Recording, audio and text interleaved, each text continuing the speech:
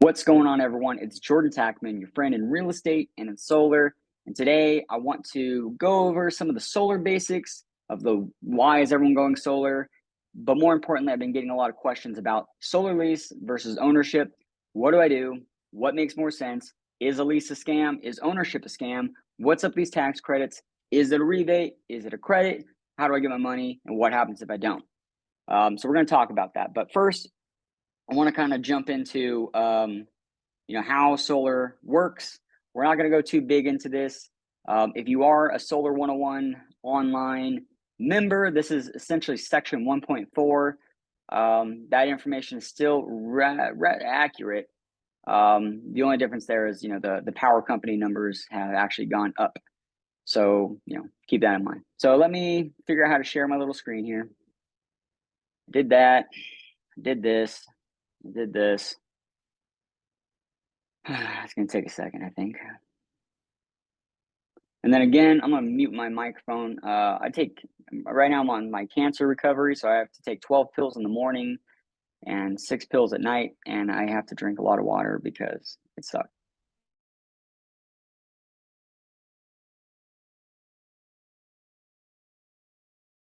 Try to mute for the gulps so you guys aren't disgusted with me yet. All right, so how does solar work? The basic idea general is you're taking, and this axis right here is dollars, money, 100%, right? At 16 cents. So I'm going to talk APS numbers because that's where a majority of my customers are. That's where a majority of these questions are coming from, or like Goodyear, Buckeye, Phoenix, Surprise, even all the way down to Florence. That's just where, I've worked for so long. So all my referrals come from customers in that area. SRP, I can refer you to someone who's pro at SRP. It's a complicated system and it takes a little bit more. This chart would not make sense for that. But basically, you're getting 100% of your power from the power company at 16 cents average with APS, and that just depends based off like the 13 off peak and the 29-cent on peak or something close to that. The basic idea with solar though is you're saying, hey, I want to take, instead of spending hundreds of dollars with APS, I want to cut that power bill down and replace it with the solar payment. In some cases, if your system isn't sized correctly, or it's a little undersized, or you start using more power from the grid, you could end up with a little sliver of your APS bill left over. And that number will vary based off of taxes, fees, how big or how small your system is compared to what you needed, how much power you're buying from the grid, and then how much that rate goes up. So the idea is to say, hey, I want to save, 30, we'll just call it 30%, a nice relative number than what I was paying. And what you do is you turn this little sliver of money into this savings, right? So you're slicing off this part of it, you're turning that into savings, and that's the situation. That's with like a 25% more system. 30 to 40%, we've been seeing. You kind of want higher because the idea there is you want to sell as much power back as possible. You're already buying it at a cheaper rate, but as these buyback rates go down, it starts to get a little bit more complicated, and there is a little bit of a loss of overproduction cost. But still, it works out for a lot of people. It's not a cookie cutter situation though. You want to sit down with a pro. You want to sit down with someone who's going to make it make sense, has all the calculators to see what if on your bill. But in this case, you're buying a little bit more solar, but it ends up, paying down that power bill completely. And in some cases, selling it back to give you an even greater savings that goes beyond this box right here. So that's just the basic idea. How solar works is you're saying, hey, instead of paying this utility unknown rate that keeps going up, again, they asked for a 13 to a 24% rate increase this year, and they'll probably get some ginormous version of that. You are replacing it with a smaller locked-in power bill from solar. It's replacing 100% or more of your power, and your savings, grows from there. That's the basics of how kind of solar works in that situation. To kind of show you the charts of it, we basically, and this is just assuming either the 30% was applied or it's a 0% lease. I should have put that in there. But basically, as the power rate goes up and up and up, this blue line, now green line, I guess, is your solar payment. As the power rates go up, your savings grows. Your difference between what you were going to be paying and what you are paying, because your solar's built perfect and everything's great and grand and fantastic, is super cool, right? But when you're back on the grid, you just play with this roller coaster of emotions. So this is essentially for a locked-in rate, and then at the end of 25 years for ownership, it goes down to zero because you own it. With a lease, you get to figure out what you want to do at that point.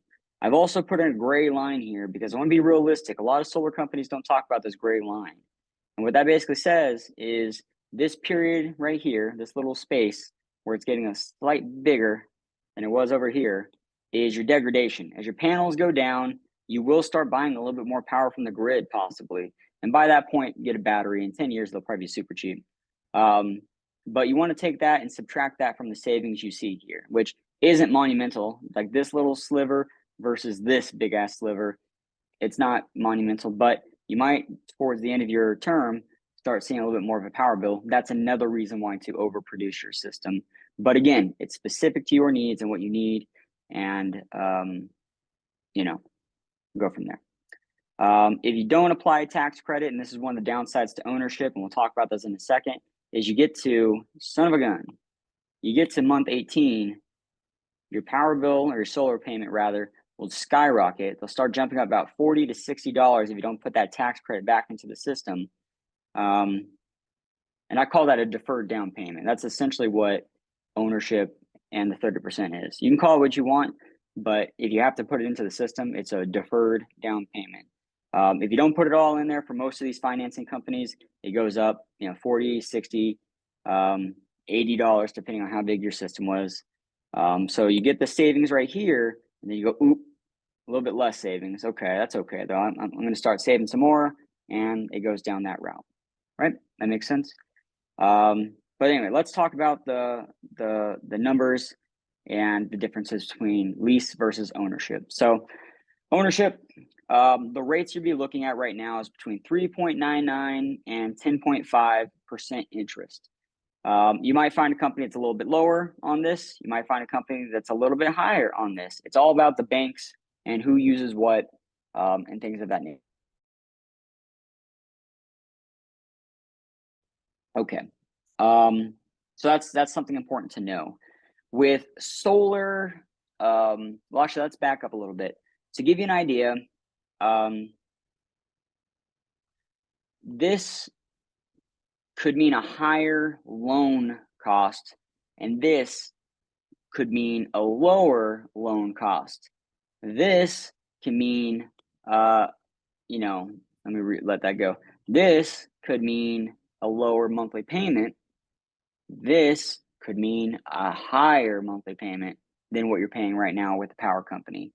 Keep that in mind. So if you plan on selling your house in the next couple years, if you plan on paying off your solar system with a HELOC or something like that, I have a dozen customers who did that right before the rates jumped up.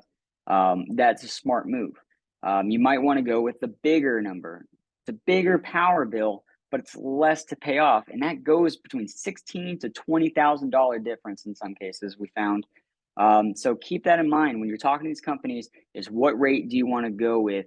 With ownership, you have a super flexible solar payment. You could either go cheap as possible, or you can go as big as possible, and that changes the loan. Either way, the financing company is going to get their money, whether it's $18,000 less upfront, or over time they're going to get their money. When you go solar with a solar lease, it's between 0%, so no escalator, to a 2. I don't think it's 0.99, but we'll just say it's 3%. We'll round up. Between 0 to 3% escalator. So what that means is year 1 is your payment, year 2 is your payment, year 3 is your payment, year 4 is your payment, year 5 is your payment, year 6 is your payment, year 7 is your payment, year 8, all the way up to 25. And that's cost and time, right? So that's what you're looking at there. With ownership, if you do a cash system, you could be seeing an average cost per kilowatt hour of 4 cents. I got a lot of customers down there who just bought their systems outright. With Financing, you could see anywhere up to 14 cents a kilowatt hour. So you're seeing less savings between what you would be paying with APS, between these two. Again, ways to look at it. Do your research and ask the questions that you need to know. With a solar lease, you could do an escalator, a 3% escalator, and that starts you out around 6 to 7 cents a kilowatt hour. But as it goes up, you get to like the 0% rate, and then it would keep going up until year 25. If you do a 0%, you should be seeing below, if not like right at 13 cents a kilowatt hour. If you have a south facing roof, I can get my partners. We just did one yesterday. It was 141% offset. It was a solar lease, 0%, and they're at 10.4, I believe, or 10.3 cents a kilowatt hour for a 0%. So it beat the loan, and it was just a better option for the homeowner. Upfront costs. With solar ownership, there's typically $0 down that you're paying at day one. They're not asking for a deposit day one. Some companies might, but for the large majority of these lenders out there, these large majority of sales organizations of installers, it's going to technically be nothing down. If you're doing cash, I've seen pretty much the average between most companies is $2,000. My partners, we don't do that. It's just at install and at PTO, or permission to operate, your system's turned on, is when your first payment and your second payment would be for your system. We never ask for a down payment. With a solar lease, there's absolutely nothing down. You just sign the agreement, you get installed, you get turned on, and you just pay that fixed power bill. You don't have to worry about anything at that point. Maintenance and warranties, things you need to look out for. As you can see here, the ownership side is a little more bloated than the non-ownership side, the leasing option. This isn't to say that ownership is bad.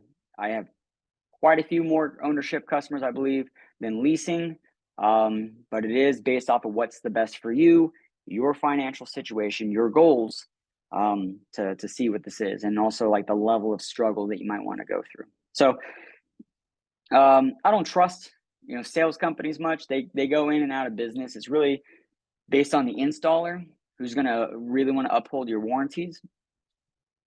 But ultimately, it's up to you to file the warranty claim at the end of the day. An installer is not obligated to do anything for you.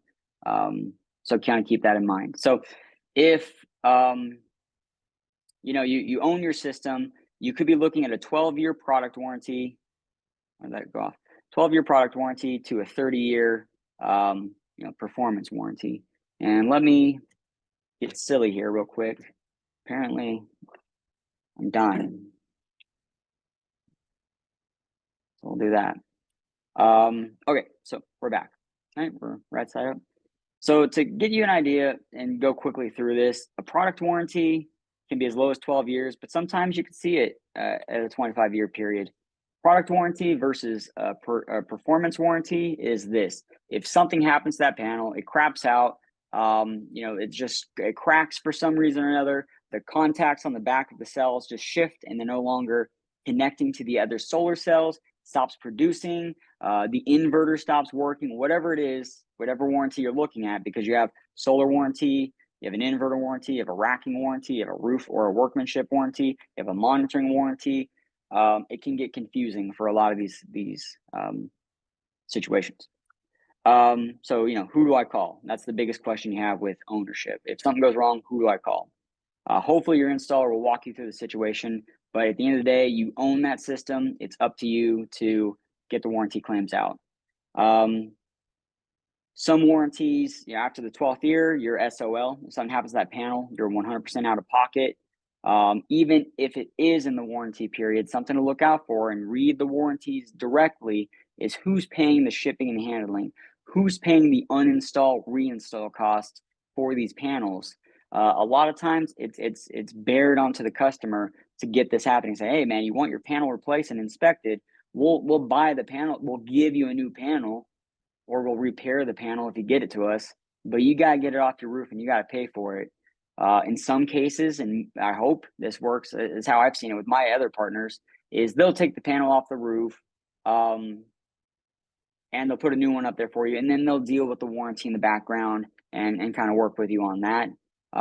Typically, it's just, nobody wants to pay for the cost of a broken panel unless the manufacturer is going to reimburse them. So it could cost you to repair your system. Maybe not for a new panel. Maybe that's covered by the manufacturer, but the shipping and handling. And if you're on Solar 101 Module 3, I show you exactly where it says in a few different panel warranties that you are responsible for paying for the uninstall, reinstall costs. Again, my partners, we don't have that. It's 100% covered even on purchase. Maintenance with a lease, you're 25 years covered. It's their system, it's not yours. They also have a power production warranty on their system. So what that really means is if you were supposed to get $15,000, I'm not dollars, I wish, kilowatt hours a year, but you only produce 13,000 kilowatt hours a year, they owe you 2,000 kilowatt hours times their power production rate. So they buy back anything you didn't get because you overpaid them for a product that you never received. That's the best way to look at it. I bought power, you didn't deliver the power like you said you would. I want my money back, and that's what they'll do. Something to keep in mind though. So the company I partner with, we do a 1-to-1. We do a 1-to-1 credit ratio. If you were paying 13 cents for your power, you're paying 7 cents for your power from us.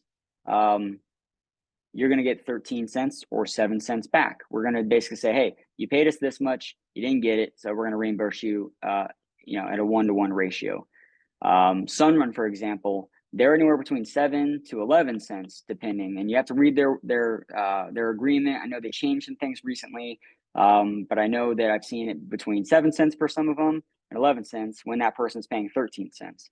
So what I would say to you at that point is, if you're looking at a lease and you're looking at like a Sunrun, how much does that really motivate a company to come out and fix it if you're paying them 2x what they're paying you? Are they going to come out and be like, yeah, we got to fix that? No, they're going to be like, all right, man, you're telling me we're giving them half of what they're giving us. We'll fix the system when we fix the system. So that might be one of the downsides to a lease. The cool thing is, who do you call? Like, for example, you just call the leasing company. It's their system. One call, and they'll have that system working and fixed and whatever. I like leases for that simplicity, but ownership is sexy in a lot of different ways.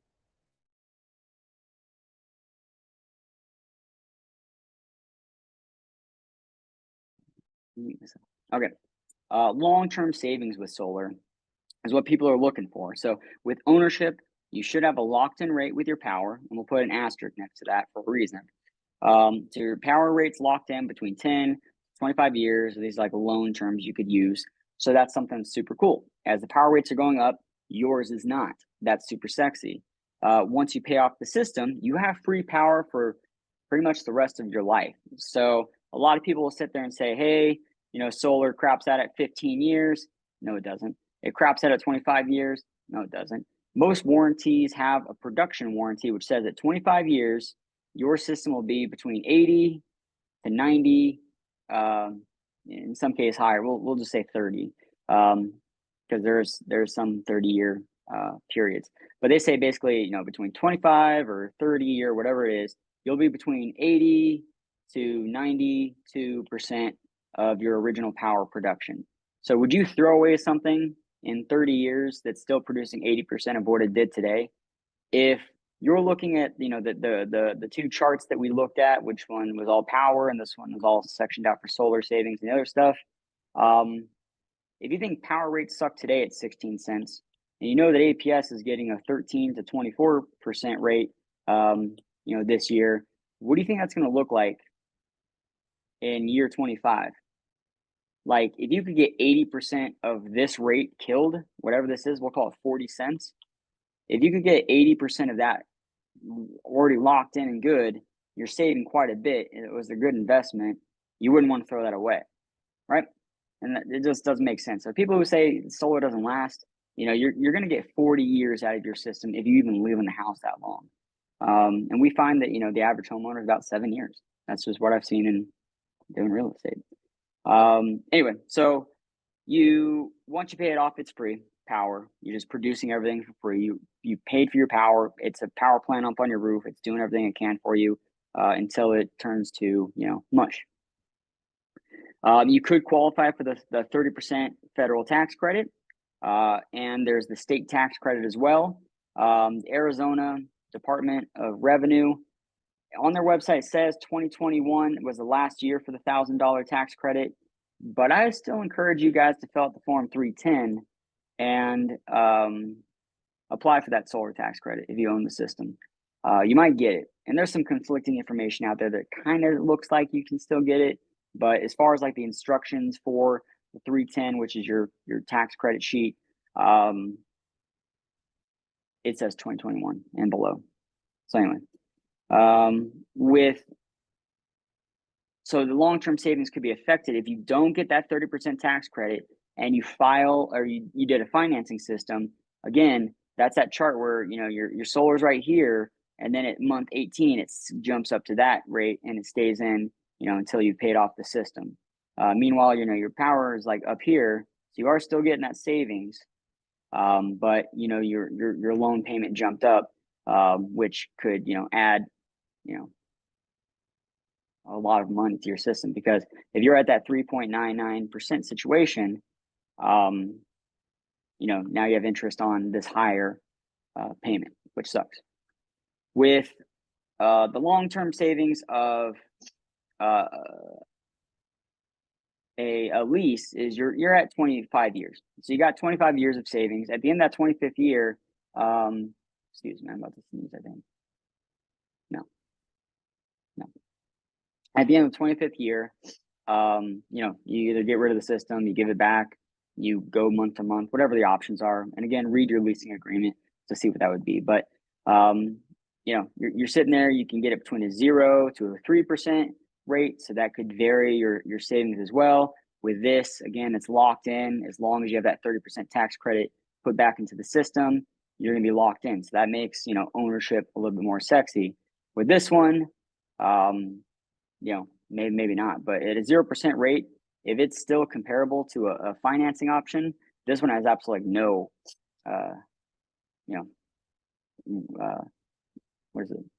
risk.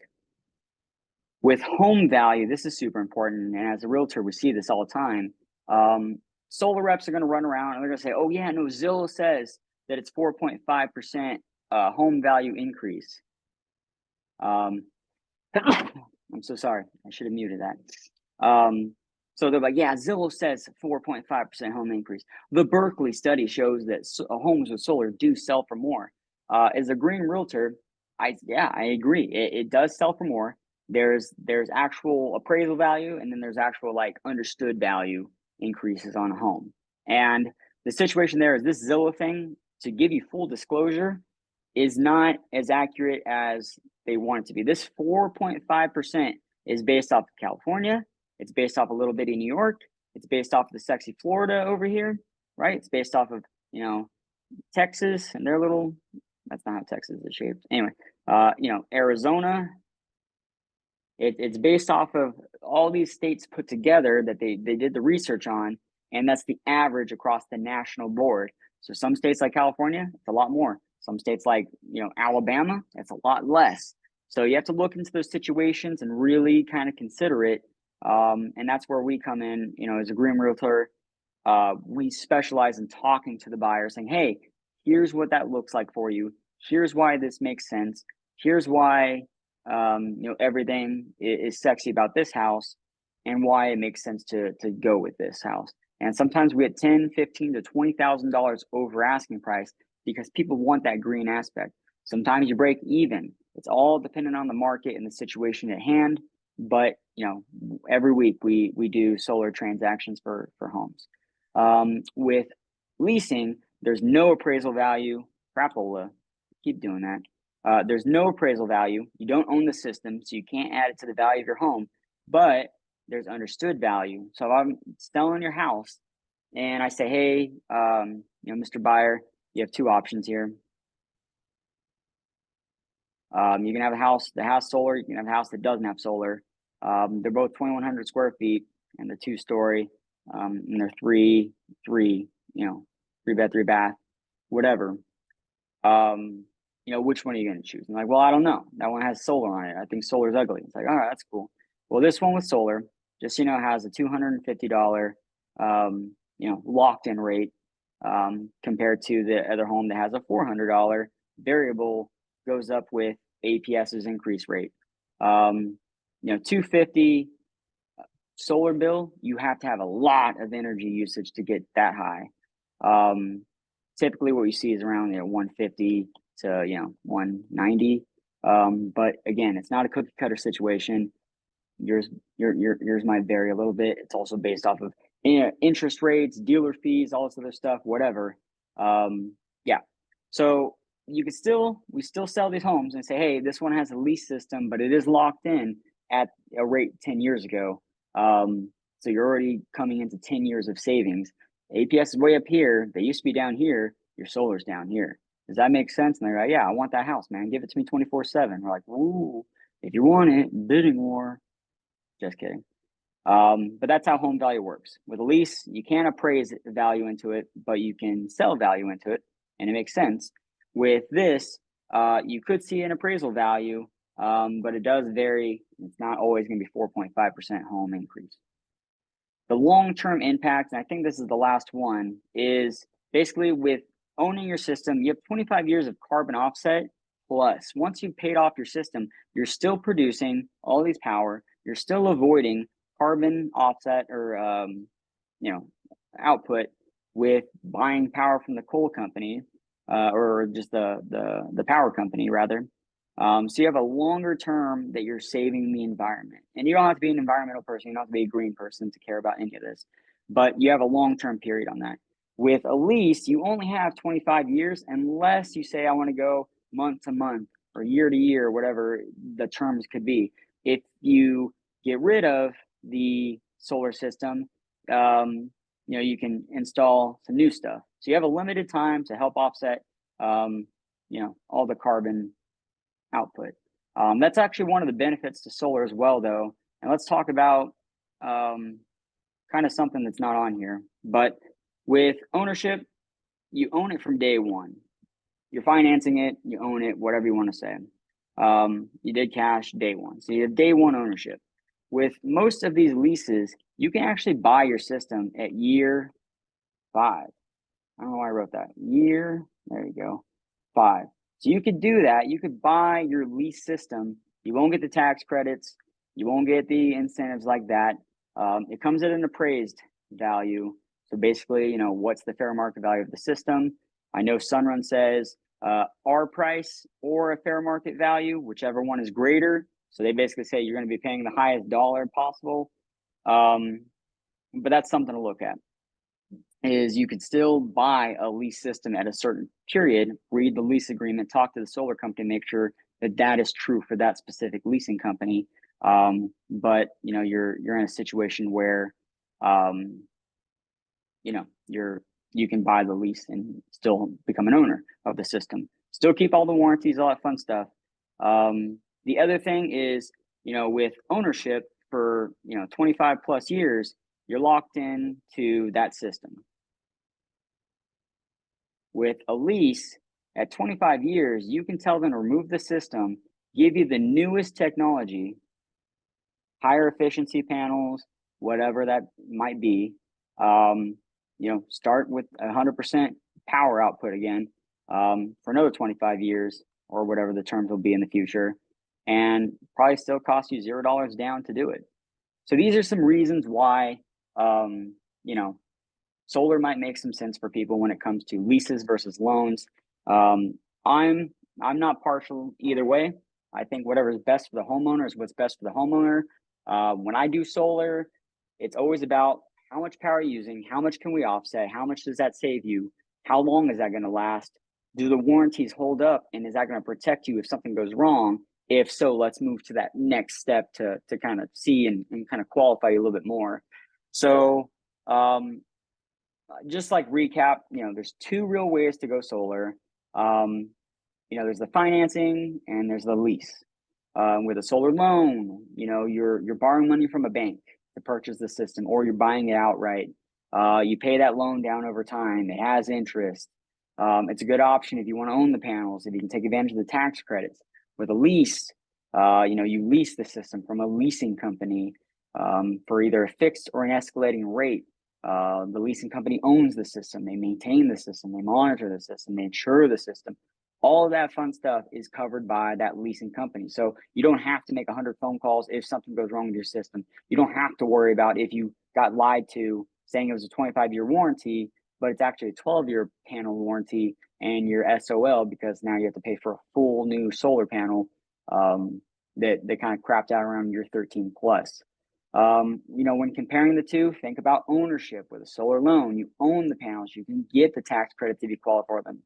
With the leasing company, you do not own the panels, you're just buying power that it produces.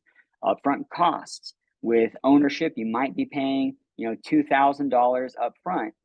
The other thing I didn't mention is that 30% tax credit is a down payment. You can't argue that it's not. It's just deferred. They say, okay, we know that it takes some time to get that tax credit. You're going to want to put it into the system. We want that from you. Otherwise, we're going to jack up your price because you kept it. You didn't give us our down payment. With leasing, you don't have to worry about that. You can say, hey, this is my price from day one, or this is my escalating rate, and I know what the chart's going to be. So there's no surprises with an escalating lease. They tell you exactly every year what that number is going to look like. And that's something that you might want to consider. So upfront cost, solar, you got that 30% tax credit you got to put back into the system. With leasing, you don't have that. Monthly payments with a loan, it's a loan payment. It could stay the same. It has interest, has dealer fees attached to it, but it can be lower than your power bill today. With a lease, it could be an escalating rate, but you're just buying power from a system. They'll look, these two types of financing will look very, very similar, but it's on the back end. What can you get out of it, and what's like the long-term goal of it? And then lastly, again, maintenance. Who takes care of my system? If the panels go wrong, did my warranty cover that? Who's taking this thing off of my roof? Do I have to call a solar company? Do I have to call another installer to get this off my roof? Is my installer going to help me? They don't get any money to take off a system. They're not the ones really guaranteeing the warranty. It's the panel manufacturer that it is. With the lease, it's their 100% obligation to take that off your roof, to fix it, to swap it out, to reinstall it, to reimburse you for any of the power you didn't get. But again, remember, some of these leasing companies pay you at a fraction of what you're paying them. The company I use, my partner, we're 1-to-1 credit ratio. So it's something to think about. But at the end of the day, ultimately, the best option for you will depend on your personal preference, your financial situation, and it's important to carefully consider both options and do research before making a decision to go solar with either or at all. I'm not here to sell you solar. If anything I said sounds like I was convincing you to go solar, that's because you learned something and it made some sense for you financially to look into solar. Talk to any solar company you want to. Download my 40+ questionnaire that helps you identify if you're talking to a legitimate, awesome, smart solar rep that's going to be able to answer these questions for you, that's going to be able to help you go solar with confidence that you're getting the right system for your home. I do solar. I'm 100% referral based. I'm not out here advertising or marketing or whatever like that. If you count this as marketing, whatever, you just got a bunch of content and information out of it. Don't call me. I don't really care. Like I said, solar is a side project for me. I'm focused as a green realtor. I'm a real estate investor, a fix and flipper. I have so many more other things in my opportunity. Solar is 100%. What I do is just to get you the lowest, the best, whatever quote. If you go with me, cool. If you don't, I don't care. It's not going to hurt my feelings. I'm not going to lose sleep at night. But I do want to help you make sure you are going with the right company. And I want to help you review those. So if you do have quotes already in your email, and you want someone to just take a second look at them and say, hey, this one's a little bit better because of this. This one's a little worse because of this. Here's what you should be asking. Ask this in a follow-up email. My team has no problem doing that for you. I'll do that for you if you catch me at a good time. And that's just kind of how it's going to work out. But again, my name is Jordan Tackman. I'm here to answer your questions. I hope you know that you're blessed, you're awesome, you matter, and you're worth it. So have a good day. I hope you got some information out of this. I know this video may have ran a little long, but It's important stuff to look at, and I hope that you got something out of it. But we'll be talking soon. Until then, bye bye.